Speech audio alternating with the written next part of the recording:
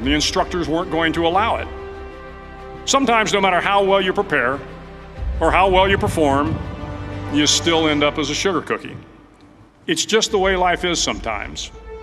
If you want to change the world, get over being a sugar cookie and keep moving forward. Every day during training, you were challenged with multiple physical events: long runs, long swims, obstacle courses, hours of calisthenics, something designed to test your mettle.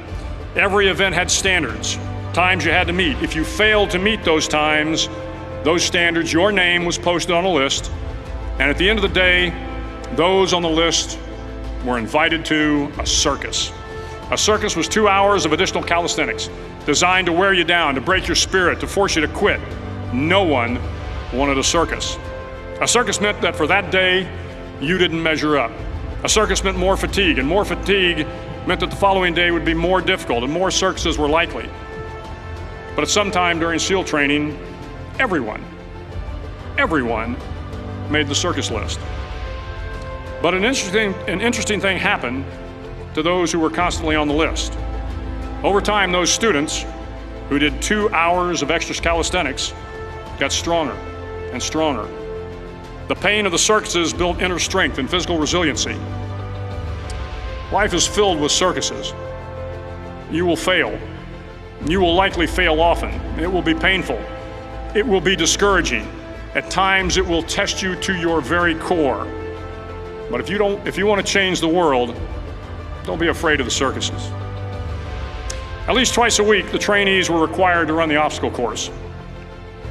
The obstacle course contained 25 obstacles, including a 10-foot wall, a 30-foot cargo net, a barbed wire crawl, to name a few. But the most challenging obstacle was the slide for life. It had a 3-level, 30-foot tower at one end and a 1-level tower at the other. In between was a 200-foot-long rope. You had to climb the 3-tiered tower, and once at the top, you grabbed the rope, swung underneath the rope, and pulled yourself hand over hand until you got to the other end. The record for the obstacle course had stood for years when my class began in 1977. The record seemed unbeatable until one day a student decided to go down the slide for life head first. Instead of swinging his body underneath the rope and inching his way down, he bravely mounted the top of the rope and thrust himself forward. It was a dangerous move, seemingly foolish and fraught with risk.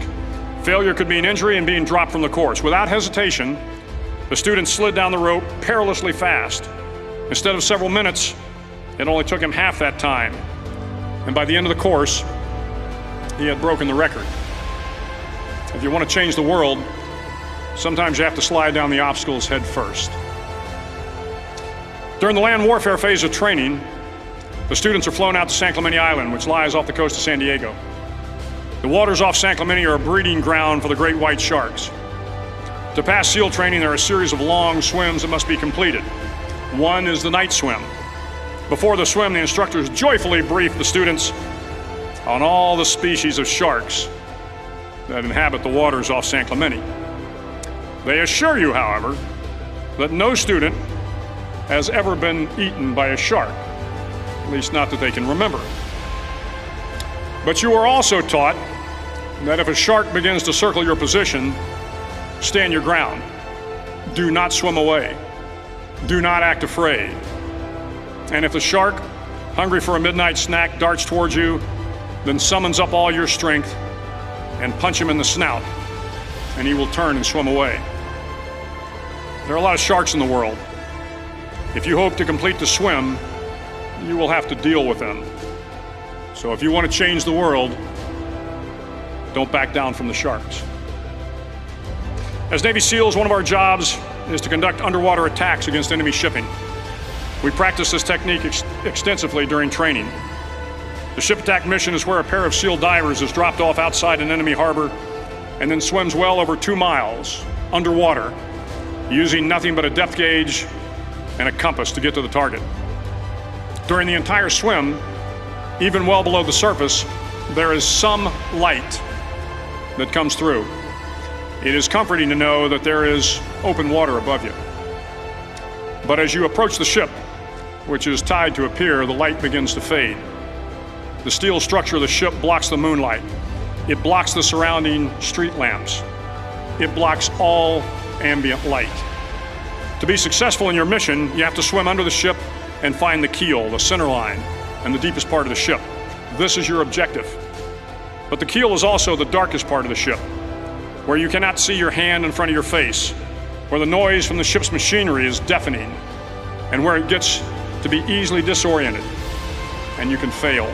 Every SEAL knows that under the keel, at that darkest moment of the mission, is a time when you need to be calm, when you must be calm, when you must be composed, when all your tactical skills, your physical power, and your inner strength must be brought to bear. If you want to change the world, you must be your very best in the darkest moments. The 9th week of training is referred to as Hell Week. It is 6 days of no sleep, constant physical and mental harassment, and one special day at the Mud Flats.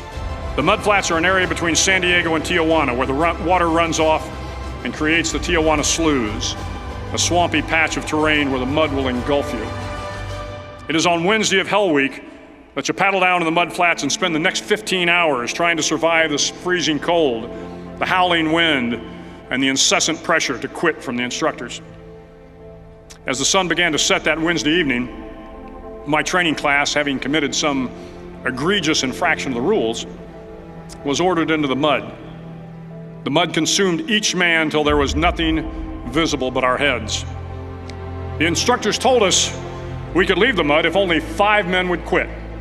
Only 5 men, just 5 men, and we could get out of the oppressive cold. Looking around the mud flat, it was apparent that some students were about to give up. It was still over 8 hours till the sun came up. 8 more hours of bone-chilling cold. The chattering teeth and the shivering moans of the trainees were so loud, it was hard to hear anything. And then one voice began to echo through the night. One voice raised in song. The song was terribly out of tune, but sung with great enthusiasm. One voice became 2, and 2 became 3, and before long, everyone in the class was singing.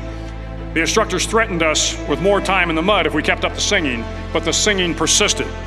And somehow the mud seemed a little warmer, and the wind a little tamer, and the dawn not so far away. If I have learned anything in my time traveling the world, it is the power of hope. The power of one person, a Washington, a Lincoln, King, Mandela, and even a young girl from Pakistan, Malala. One person can change the world by giving people hope. So if you want to change the world, start singing when you're up to your neck in mud. Finally, in SEAL training, there's a bell. A brass bell that hangs in the center of the compound for all the students to see. All you have to do to quit is ring the bell. Ring the bell, and you no longer have to wake up at 5 o'clock. Ring the bell, and you no longer have to be in the freezing cold swims. Ring the bell, and you no longer have to do the runs, the obstacle course, the PT, and you no longer have to endure the hardships of training. All you have to do is ring the bell to get out. If you want to change the world, don't ever, ever ring the bell. It will not be easy. Start each day with a task completed. Find someone to help you through life. Respect everyone. Know that life is not fair and that you will fail often. But if you take some risks, step up when the times are the toughest, face down the bullies, lift up the downtrodden, and never ever give up. If you do these things, the next generation and the generations that follow will live in a world far better than the one we have today. And what started here will indeed have changed the world for the better. Thank you very much.